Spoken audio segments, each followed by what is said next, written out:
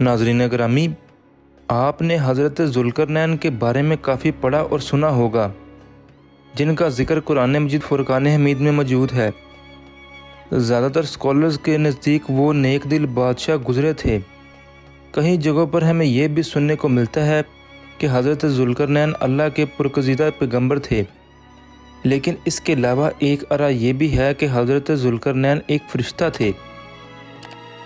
حضرت ذوالقرنین اصل میں کون تھے؟ ایک بادشاہ، ایک فرشتہ یا ایک پیغمبر؟ یجوج اور ماجوج کے علاقے میں وہ کیسے پہنچے تھے؟ کیا یجوج اور ماجوج اسی دنیا میں موجود ہیں یا پھر کسی اور سیارے پر؟ آسمانی رستوں سے کیا مراد ہے؟ کیا یہ کسی دوسری کائنات میں جانے کے رستے یا پورٹلز ہیں؟ کیا حضرت ذوالقرنین انہی پورٹل کے ذریعے یجوج اور ماجوج کے پاس پہنچے تھے؟